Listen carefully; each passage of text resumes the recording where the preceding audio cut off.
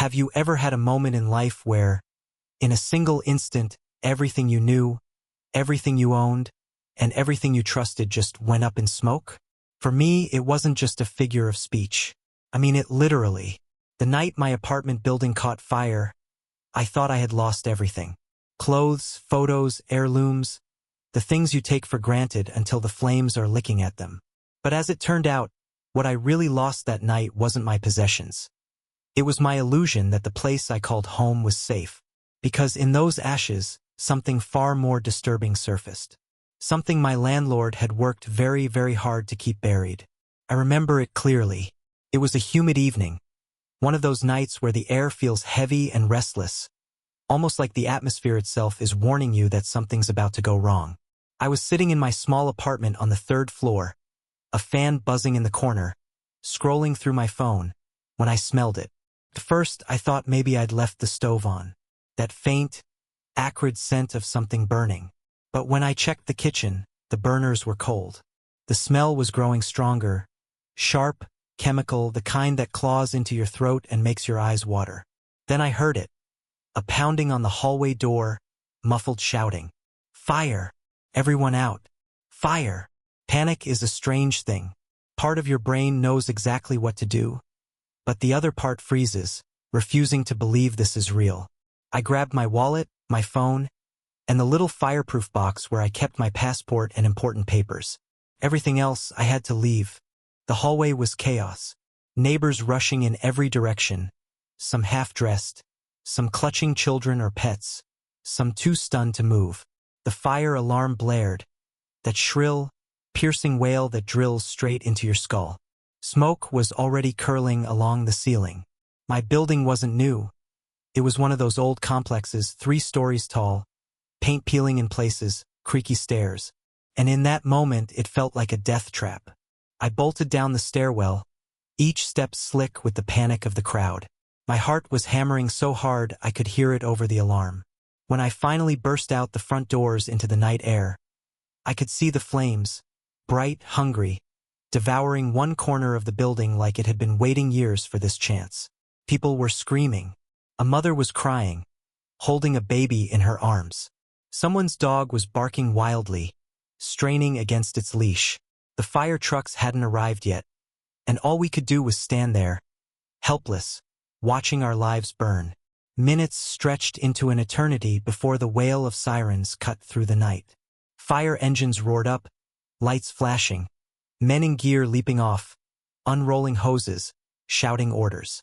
They moved like a machine, practiced, efficient, but even they couldn't hide the urgency in their voices. "3rd floor's compromised," one of them shouted. "Get that ladder up now." They doused the flames, but the fire had already carved its path. The roof was collapsing in one corner, sending sparks into the sky. The heat was suffocating even from where we stood. I remember clutching my little box of papers like it was the only lifeline I had left. Hours later, when the fire was finally out, the building was a blackened skeleton.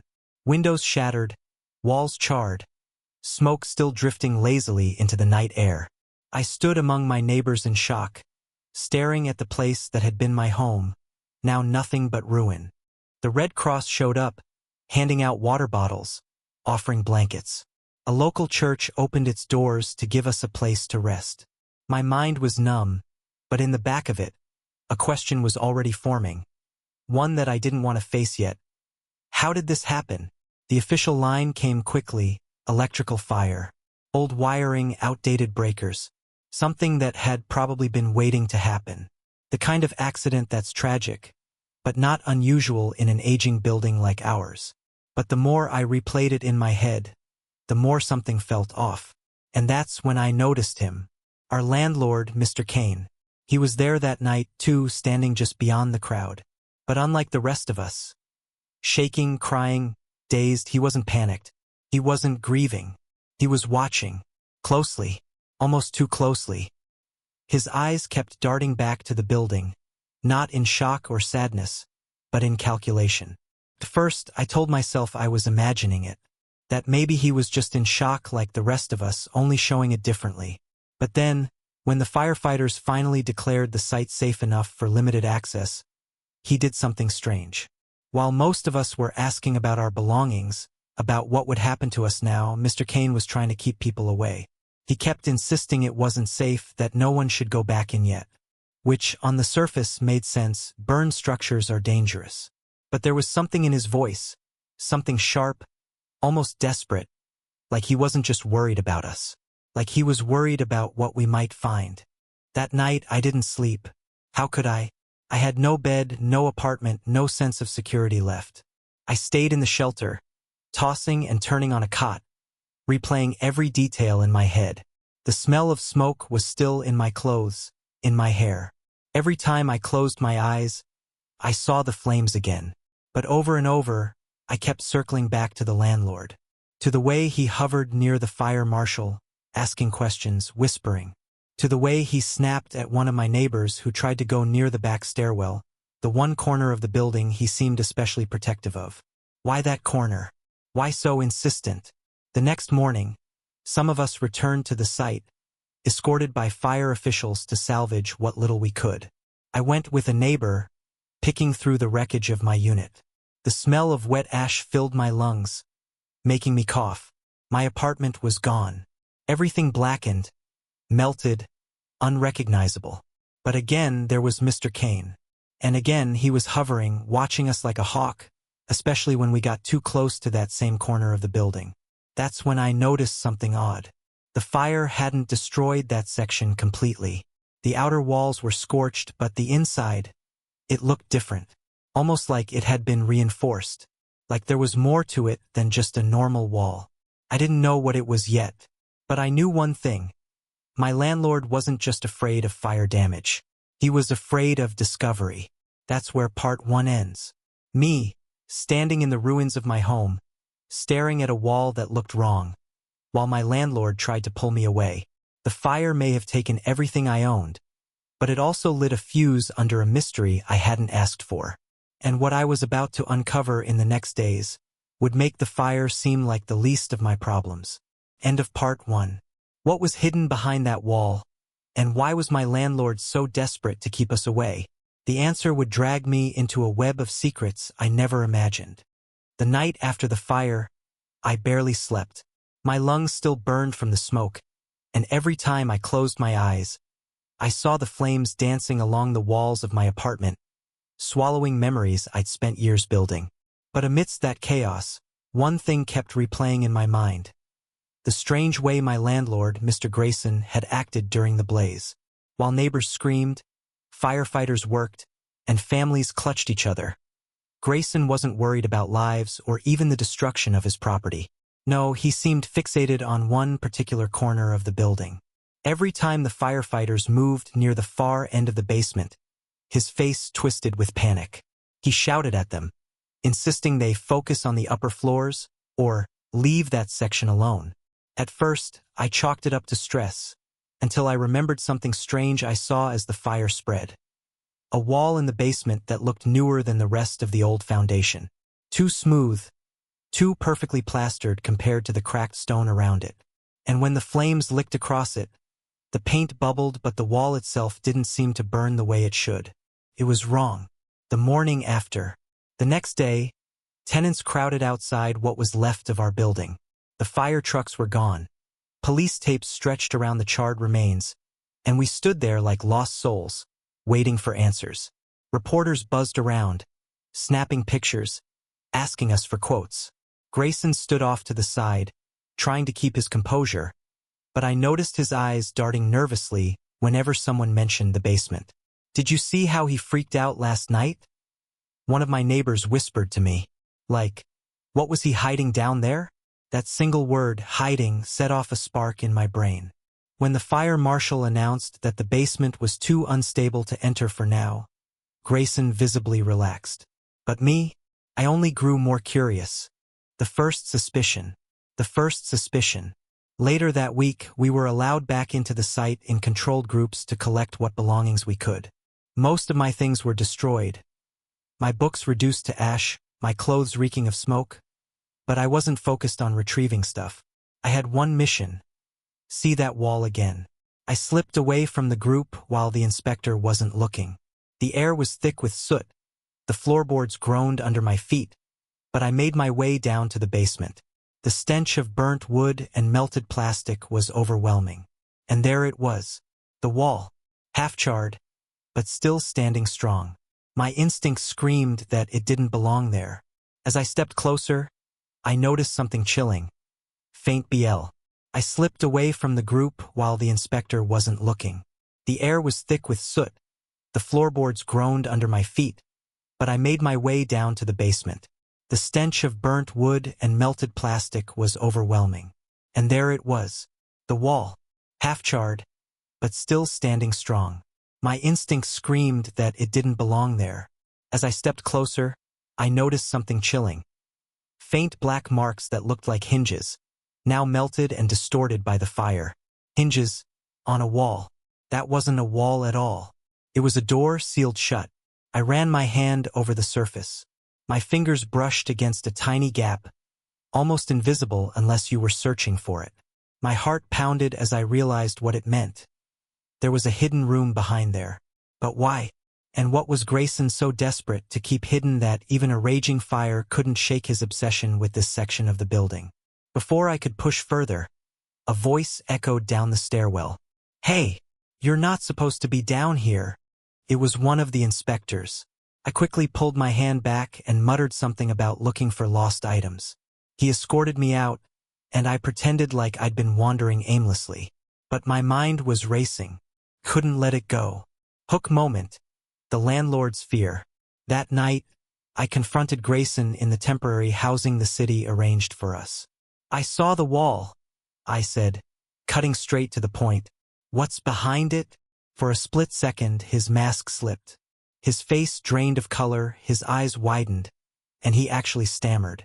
Then, just as quickly, he forced a laugh. "Wall? It's just part of the foundation. Old buildings like this have weird add-ons. You're imagining things." But I wasn't imagining the fear I saw in his eyes. That fear wasn't about losing property, it was about being exposed. And in that moment, I realized something. The fire hadn't just destroyed my home. It had cracked open a secret Grayson had buried for years. A secret I was determined to uncover. The search for clues. With the building unsafe, I turned to other tenants. If there was something strange hidden inside, maybe someone had noticed clues long before the fire. Mrs. Alvarez, who had lived there for 2 decades, told me, "I used to hear noises at night coming from the basement, scraping like furniture being dragged. Once I even thought I heard voices. But Grayson always said it was the pipes." Another neighbor, a young guy named Marcus, added, "Funny thing, you ever notice how Grayson never let anyone use the basement storage? Said it was structurally unsafe. But he went down there all the time, sometimes really late at night." Piece by piece, a picture began to form. The hidden wall wasn't an accident of construction. It was deliberate. Something was down there, and Grayson was determined no one would ever find it. The landlord slips. A few nights later, I caught Grayson outside the ruins of the building. He wasn't supposed to be there. No one was, not with the place still under investigation. But from a distance, I watched as he slipped past the tape and made his way to the basement entrance. What could he possibly be retrieving from a burned-out building at midnight? I crept closer, careful to stay in the shadows. My heart hammered as I saw him crouch near the basement door. He carried a crowbar, working furiously at the charred frame. I didn't catch what he pulled out. It was small, maybe a box or a package. But the way he cradled it close to his chest told me it was valuable. He looked around nervously, then scurried off into the night like a thief. And that's when I knew. This wasn't just about a landlord being shady. This was bigger, darker. And if I wanted answers, I'd have to risk everything to get them. Transition to part 3. The fire had revealed the cracks in my landlord's carefully built facade. But what I didn't realize then was that I hadn't even scratched the surface of his secrets. The hidden room, the midnight retrieval, the lies he spun to cover his tracks. Each was a thread leading to a much bigger web. And soon I was about to step into that web myself. Because when I finally discovered what was behind that wall, it wouldn't just change how I saw Grayson. It would put me in the middle of something criminal, dangerous, and far larger than a single burned-down building. End of part 2. I thought I was just chasing answers about a suspicious landlord. But the night I followed him, I realized I was uncovering something far more sinister. Something illegal. Something deadly. The next day, I couldn't shake the image of Grayson sneaking into the burned building. Whatever he took from that hidden room, it was important. Too important to leave behind. That morning, I made up my mind. I needed to get back inside. Breaking in. The police tape was still up, but I'd watched Grayson slip through it easily enough. Late that night, I returned, armed with nothing but a flashlight, gloves, and the determination to finally see what was behind that wall. The basement was darker than I remembered, connection I'm missing. Eerily silent except for the landlord drip of is water hiding somewhere in the something. distance. My flashlight beam cut through the haze, landing once again on the strange plastered wall. Up close, I noticed something I'd missed before. Scorch marks revealed faint outlines in the plaster. Seams. A square-shaped panel disguised as part of the wall. I pressed my hands against it. Solid. But near the corner, I found what I was looking for. A small recessed latch, blackened from the fire but still intact. Took some prying, but eventually the panel gave way with a groan. Dust and ash rained down as the wall swung inward, revealing a dark passage beyond. My pulse quickened. I stepped inside. The room of secrets. The air inside was stale, heavy, untouched by years. My flashlight flickered across shelves lining the walls. At first glance, it looked like storage. Boxes, crates, bags stacked neatly. But when I stepped closer, I froze. One box was open, its contents spilled across the floor. Stacks of cash. Bundles wrapped tight with rubber bands. The edges singed from the fire but still unmistakable. US dollars, tens of thousands of them. Another crate held bottles of prescription pills, labels scratched off. Some were still sealed, others half empty. And then I saw it, ledgers. Thick notebooks filled with handwritten lists, numbers, and strange codes. My fingers trembled as I flipped through one. Each page was meticulous, tracking amounts of money, shipments, and names. This wasn't just storage. This was a front. A stash house. Grayson wasn't just a greedy landlord. He was running something criminal right out of our basement. The noise. I was so focused on the ledgers that I didn't hear the creak at first. A floorboard above me groaned. Someone else was here. I quickly killed my flashlight and pressed myself against the shelves, heart hammering in my chest. The faint glow of another light appeared through the crack of the doorway. Footsteps echoed down the stairs. It was him, Grayson, and he wasn't alone. Another man followed him, tall, broad-shouldered, with a voice like gravel. "You said everything was destroyed," the man growled. "It was," Grayson whispered harshly. "But I had to grab the ledgers. If those get out." My blood ran cold. The ledgers in my hands. The man cut him off. "Do you have any idea what happens if they find out something's missing? You think they'll forgive a little fire?" Mr. Peterson, these Grayson stammered accusations are quite something I serious. couldn't make Do you have out. anything to say for My yourself? mind raced. Your Honor, Who were they? I can And what explain. exactly was he mixed up in? The footsteps grew closer. Any second now, they'd check the room. I slipped deeper into the shadows, clutching the ledger tight. Escape. They entered the hidden room, their flashlights scanning over the shelves. "Most of it looks intact," the stranger muttered. "We'll need to move it soon before the city tears this place down." Grayson nodded nervously, sweat glistening on his forehead. "I'll arrange it. No one suspects a thing." But he was wrong. Up the basement stairs, across the debris, and out into the cool night air. I didn't stop running until I was blocks away. Only then did I dare look at the ledger in my hands. By the light of a street lamp, I opened it again. Names, dates, transactions, codes. One entry in particular stood out. Delivery, 12 crates, Route 89G. Payment received, $75,000 MK. Another page listed shipments marked simply as meds. And then, more chillingly, new tenants, basement no access. Witness risk, low. My stomach dropped. We weren't just tenants to Grayson. We were cover. a human shield for his operation. The fire hadn't been bad luck. It hadn't been an accident. It was a cleanup. And somehow, I had just stolen the single most dangerous piece of evidence from a criminal network I didn't even understand yet. I thought my landlord was just a shady man with secrets. But now I knew the truth. He was part of something much bigger. Something organized. Something ruthless. And with the ledger in my possession, I wasn't just a curious tenant anymore. I was a target. End of part 3. The night I escaped with that ledger, I thought I was ahead of Grayson. But I didn't realize, by taking it, I'd already stepped into a world that would stop at nothing to silence me.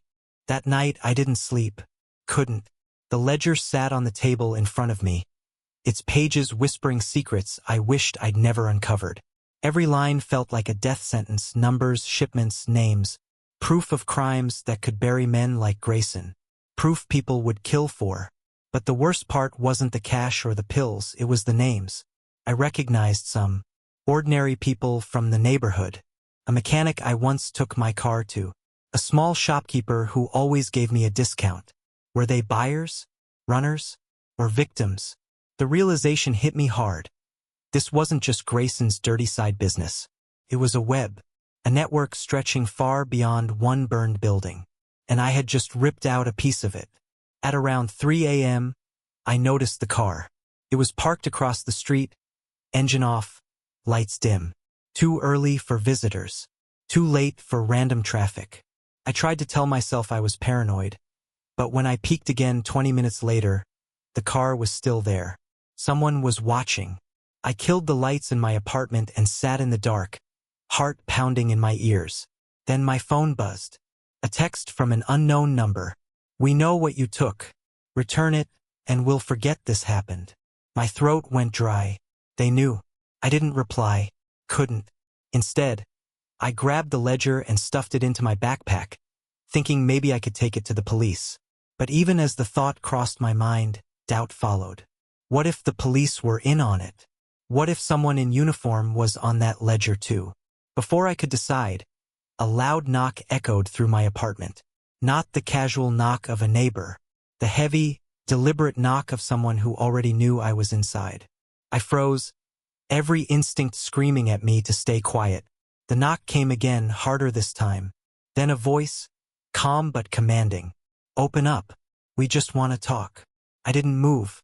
Minutes passed, then silence.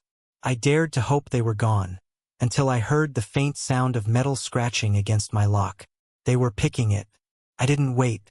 I bolted for the fire escape, sliding the window open as quietly as I could. The moment I stepped outside, the lock on my front door clicked, and footsteps stormed inside. Check everywhere. He has it. Voices, plural. I scrambled down the fire escape, gripping the cold metal bars, my backpack thudding against my side. I didn't look back. I couldn't. When my feet hit the pavement, I ran. Down alleys, across empty streets, my breath sharp in my lungs. I didn't stop until I ducked into the shadows of a shuttered convenience store. From there I watched. 2 men emerged from my building, scanning the street. One of them I recognized immediately, Grayson. His face was twisted with fury, eyes darting like a predator searching for prey. The other man, the one with the gravel voice, spoke something I couldn't hear. Then he pointed straight down the street, the direction I had run. They were close. Too close. I needed to disappear. I cut through back streets, keeping to the shadows, but every time I thought I'd shaken them, I'd spot headlights sweeping corners, hear footsteps echoing behind me. They were hunting me. At one point, I ducked into an abandoned laundromat, crouching behind broken machines as 2 figures passed outside. My chest burned from holding my breath, praying they wouldn't look in. One of them paused, peered through the dusty glass. For a second, I was sure I was done. But then he moved on. When the coast was clear, I slipped out the back, my hands trembling so badly I nearly dropped the ledger.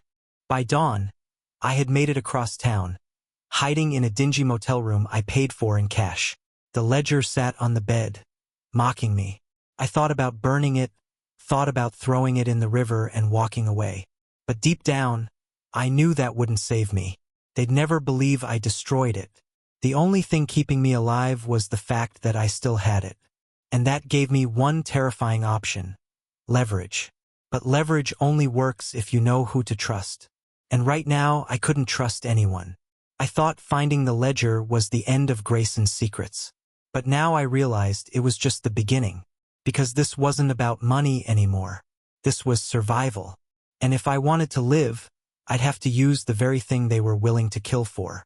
End of part 4. The first time they broke into my apartment, I barely escaped. But I knew it was only a matter of time before they found me again. The question was, would I run forever, or would I finally fight back? I had spent the whole night running. Running from Grayson. Running from his men. Running from the truth in that cursed ledger. But by the time the sun cracked through the blinds of the cheap motel, something inside me changed. I was done running. The knock at my motel door came at 9 a.m. 3 sharp raps, spaced perfectly apart. The kind of knock that screamed, "We know you're inside." I froze, my back pressed against the wall. I hadn't told anyone where I was. I paid in cash. But somehow they had found me. A voice called out, "Come on, kid. You don't have to make this harder than it already is. Just give us the book, and you'll walk away alive." Alive. That word didn't sound like a promise. It sounded like a threat. I didn't answer. Instead, I grabbed the ledger, shoved it back into my backpack, and headed for the bathroom window. The glass was grimy, stiff, but I forced it open just as the door to my motel room burst inward. I hit the pavement outside, rolled to my feet, and bolted. I knew then that I couldn't keep playing defense. If I kept hiding, they'd catch me eventually. The only way to survive was to flip the game. Grayson wasn't just some failed businessman anymore. He was part of something bigger, something organized. And the ledger wasn't just proof. It was power. If I could use it right, I might not only survive, I might take Grayson down for good. But I couldn't do it alone. There was one person I thought of immediately: Marcus. Marcus was an old friend from the neighborhood. A guy who'd seen the worst of the streets and somehow crawled his way out. He ran a small garage now, kept his head down, but back in the day, he knew how to handle himself. If anyone could help me figure out my next move, it was him. I found him under the hood of a car, grease on his hands, music blasting from a rusted radio. When he saw me, sweaty, paranoid, clutching a backpack like it was a lifeline, his eyes narrowed. "What the hell happened to you?" I told him. Not everything, but enough. About Grayson. About the break-in. About the ledger. First, he didn't believe me. Then I showed him. When he saw the names, his face changed. The tough exterior cracked into something else: fear. "Do you realize what you're holding?" he whispered. I didn't, not until now. "You're in deep, man. These people, they don't play around." "Then help me," I said. "Help me turn this around." Marcus thought about it for a long time. Then he nodded. "We can't go to the cops. Not yet. If even one of them's dirty, you're dead before you step through the door. We need leverage. We need insurance." "Insurance?" "Yeah. You gotta make them believe if anything happens to you, that ledger goes public. That's the only thing keeping you alive." So we made a plan. Marcus knew a guy who could scan and duplicate every page. We'd stash copies in hidden places, even set up a timed release online. If Grayson wanted to silence me, he'd have to think twice. For the first time since this nightmare began, I felt a sliver of control. The first strike. That night, instead of hiding, we hunted. Marcus and I tracked one of Grayson's men to a warehouse on the edge of town. It looked abandoned, but the comings and goings told a different story. Trucks, boxes, unmarked crates. We watched from the shadows as men unloaded shipments, carrying them inside. Drugs, weapons, maybe both. "This is it," Marcus muttered. "Proof of the operation." I pulled out my phone and snapped photos. Not just of the crates, but of the faces, the vehicles, the license plates. Every detail was another nail in Grayson's coffin. But then we got sloppy. One of the guards spotted movement. A shout went up. "Hey, who's there?" Flashlights swung in our direction. We ran, sprinting across the gravel, bullets whizzing past our ears. My lungs burned, my legs screamed, but somehow we made it to the car. Marcus floored it, and the warehouse disappeared in the rearview mirror. But I knew we hadn't escaped clean. They'd seen us. They'd know someone was watching, and Grayson would realize the truth. I wasn't hiding anymore. I was coming for him. That night, as I lay low in Marcus's garage, staring at the ledger spread across the workbench, I realized something. I had gone from prey to predator. Grayson thought he could hunt me down and bury me. But now, I had evidence. I had a plan. And soon I'd have justice. But the closer I got, the deadlier the game became. End of part 5. The first strike was messy. Too messy. Now Grayson knew I was fighting back. And if he wanted a war, he was about to get one. I had spent the whole night running. Running from Grayson. Running from his men. Running from the truth in that cursed ledger. By the time the sun cracked through the blinds of the cheap motel, something inside me shifted. Fear was still there, yes, crawling under my skin like poison. But mixed with it was something new. Anger. I wasn't just scared anymore. I was angry. Angry at Grayson, angry at myself for running, angry at how he still controlled my life even after all these years. That's when I realized something simple, but terrifyingly true. I couldn't keep running forever. The knock came sharp, deliberate, 3 raps, evenly spaced. Not the knock of a maid. Not the knock of a friend. The knock of a man who already knew I was inside. "Come on, kid," a voice called out through the thin door. "Don't make this harder than it already is. You know what we came for." My blood froze. The ledger. "Just give us the book," the voice continued. "You hand it over and maybe, you walk away alive. Maybe." That word cut through me like a blade. I didn't answer. Instead, I moved fast. The backpack was already by my side. I shoved the ledger deep inside, slung it over my shoulder, and darted into the bathroom. The window was small, filthy, its frame swollen with rust. My fingers shook as I forced it open. The door behind me exploded inward. Splinters flew across the room. Heavy boots stomped against the cheap carpet. I didn't look back.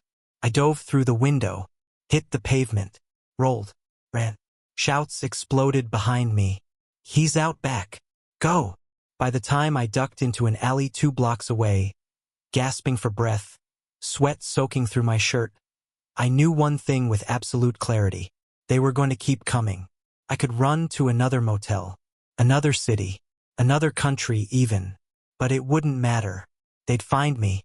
They'd chase me until I had nowhere left to go. The only way out was through. The ledger wasn't just proof of crimes, it was leverage. If I could use it right, I could flip this nightmare upside down. For the first time since this began, I stopped thinking like prey, and started thinking like a predator. But predators don't hunt alone. That's when I thought of Marcus. We'd grown up on the same streets. He'd been the tough one, the guy everyone knew not to mess with. Years later, he traded the corners for a small garage on the west side, fixing cars and keeping his head low. But Marcus wasn't just a mechanic. He was resourceful, connected, and, more importantly, he had no love for men like Grayson. I found him exactly where I expected.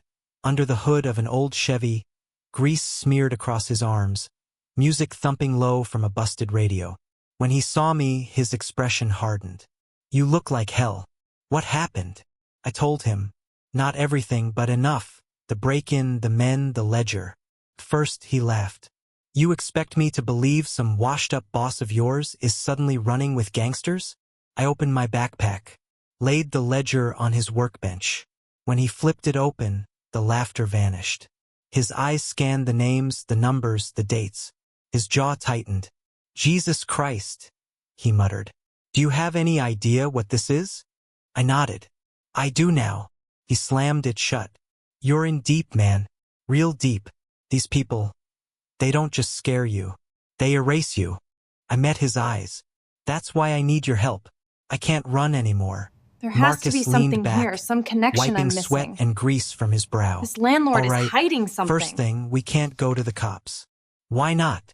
This is evidence." He cut me off. And what if one of them's on the payroll? You think these names stop at street thugs? Hell no. If even one badge is dirty, you're a dead man the second you walk in there. I stayed silent. He was right. So, Marcus continued, you need insurance. A dead man's switch. Something that makes sure if they touch you, this ledger burns their whole world down. We set to work. Marcus called in a favor, an old buddy with a scanner. We digitized every page of the ledger.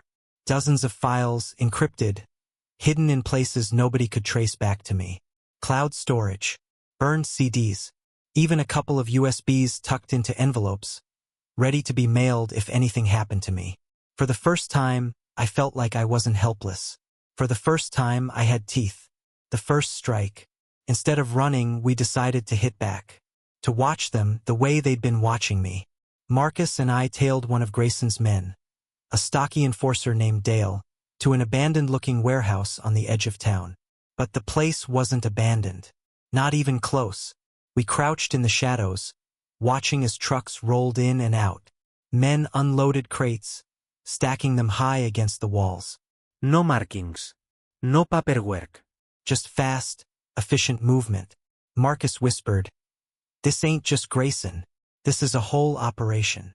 I pulled out my phone, snapped photo after photo, faces, license plates, crates. Every detail was evidence. For a moment, adrenaline surged through me. I wasn't the hunted anymore. I was collecting ammunition for the war to come. But then, "Hey!" a voice barked. A flashlight beam cut through the dark, blinding us. My heart leapt into my throat. "They saw us," Marcus hissed. Shouts rang out. Men charged. The air cracked with the sound of gunfire. Bullets sparked off the gravel at our feet as we bolted. We hit the car, tires screeching as Marcus floored the gas. The warehouse shrank behind us, but my pulse kept hammering in my ears. "They know," I panted. "They know we're watching." Marcus's hands gripped the wheel tight. "Good. Let 'em know. Means they'll start sweating." Back in Marcus's garage, the ledger lay open under the dim light. I stared at it, then at the photos on my phone. Proof. Leverage. Power. I wasn't hiding anymore. This was a war, and I had just fired the first shot. Hook into part 6. Grayson thought I'd stay scared, stay quiet. But now he knew the truth. I was done running. And if he wanted a war, I was ready to give him one. The courtroom was colder than I expected. Not physically. The air was stuffy, full of recycled oxygen and the quiet shuffle of papers. But emotionally, it was frigid. Sitting there, watching my landlord perched at the defendant's table, was like staring at a shadow of the man I thought I knew. The once arrogant, overconfident landlord who strutted around our building like a self-appointed king now sat slouched, eyes down, avoiding every stare. His suit looked borrowed, too big for his shrinking pride. As the judge entered, silence washed over the room. My chest tightened. This wasn't just about me anymore. It was about everyone who'd ever lived in that building, everyone who'd smelled the suspicious late-night smoke, everyone who had whispered about the strange noises coming from the walls, everyone who had filed complaints that had mysteriously disappeared. When the prosecution began laying out their case, I realized just how deep this rabbit hole went. The hidden room I had stumbled upon after the fire? It wasn't the only one. That was just the tip of a massive, illegal operation. The fire had unintentionally revealed a sprawling underground network. My landlord hadn't just sealed off a small section of the building. Beneath the floorboards, behind false walls, and through hidden trapdoors, investigators found passageways connecting multiple basements of adjacent properties he secretly owned. It was like something out of a crime thriller. But this wasn't fiction. The prosecution described it like peeling an onion. The hidden rooms were used as storage for illicit materials, counterfeit goods, smuggled electronics, and in some cases, substances that made the jury audibly gasp. And the worst part? He had been using tenants like us as unknowing cover. The rent we paid helped him maintain this double life, masking his criminal empire behind the facade of a regular, if slightly sleazy, landlord. As the prosecutor presented photographs of the evidence, hidden compartments, forged contracts, burner phones, stacks of unmarked bills. My hands went clammy. Each picture felt like a punch to the gut. That fire hadn't just destroyed my belongings. It had peeled back the mask of a man who had manipulated, cheated, and endangered us all. And then came the kicker. The fire itself? It wasn't an accident. Investigators revealed it had started in one of the hidden storage rooms. Faulty wiring, hastily rigged to power illegal equipment, had sparked, igniting the whole structure. My home, my memories, my safe space. Gone because of his greed. I wasn't the only one reeling. Other tenants sat in the gallery, their mouths hanging open. Some shook their heads in disbelief. Others muttered curses under their breath. A few wept quietly, finally understanding the danger we had unknowingly lived above for years. The defense tried to paint a different picture. They argued my landlord was just a victim of circumstance, that he'd been pressured into shady deals by dangerous people, that he never meant for anyone to get hurt. They even suggested the fire might have been set by competitors trying to sabotage him. But the evidence was overwhelming. As the trial went on, I started to notice something unexpected within myself. At first, I had been consumed by rage. How dare this man risk my life? How dare he rob me of everything I owned just to protect his illegal empire? But as the layers of his story came out, I found myself grappling with something more complicated. Because behind the smuggling, the fraud, the secret rooms was a man who had been spiraling for years. Failed businesses, mounting debts, ties to shady lenders. Each mistake led him further down a path he couldn't climb out of, until the only way he knew how to survive was by digging deeper into crime. It didn't excuse what he had done, not even close, but it reminded me that villains aren't always born. Sometimes they're created by their own poor choices and desperation. Still, justice needed to be served. After weeks of testimony, cross-examinations, and mountains of evidence, the jury finally delivered their verdict. Guilty, on nearly every count. My landlord's face turned pale, his hands trembling as the words echoed through the courtroom. For the first time in years, I felt like I could breathe. But freedom didn't feel like triumph. Felt heavy, because even though he was going to prison, I still had no home. My belongings were still ash. My memories were still scattered to the wind. And the truth I had uncovered meant I could never go back to the person I was before the fire. Life after the trial was a blur. Reporters hounded me for interviews, eager to hear from the tenant who had stumbled upon the secret that cracked the whole case wide open. Neighbors I barely knew shook my hand in the grocery store, thanking me for standing up, for speaking out. And yet, every night, when the cameras were gone and the noise died down, I found myself lying awake in the small temporary apartment I'd rented, staring at the ceiling. The fire had taken my home, yes, but it had also taken my trust. Trust in landlords, in institutions, in the idea that the place you live can truly be safe. One night, scrolling through old photos I had managed to back up on the cloud, I found myself looking at the burned-out husk of my apartment building. Charred beams jutted into the air like broken ribs, blackened walls crumbling under their own weight. And yet, I didn't feel bitterness. I felt gratitude, because if the fire hadn't happened, I never would have known the truth. I might still be living above that hidden labyrinth, clueless, vulnerable to dangers I couldn't even imagine. The fire had destroyed everything I had, but in its destruction, it had saved me. It's strange, isn't it? How tragedy and salvation can be two sides of the same coin. Now, when people ask me what I learned from it all, I tell them this: evil doesn't always wear a mask. Sometimes it hides in plain sight. In the friendly landlord who cracks jokes in the hallway, in the neighbor who smiles but avoids questions, in the walls of the place you call home. But fire, in its ruthless honesty, reveals everything. And as for me, I don't plan to let the past consume me. I've joined a tenants' rights group, advocating for stricter housing inspections, so that no one else ends up unknowingly living above a criminal empire. I speak out whenever I can, telling my story not because I enjoy reliving it, but because it might prevent someone else from going through what I did. The landlord is serving a long sentence now. I sometimes wonder if he ever thinks about the choices that led him there. Does he regret them? Or does he still think of himself as a victim, blaming the world instead of owning up to what he did? I'll never know. But I do know this. The fire that once felt like the end of my world was really just the beginning of a new one. One forged in truth, resilience, and a determination to never stay silent again. Because sometimes, the ashes don't just bury the past. They light the way forward.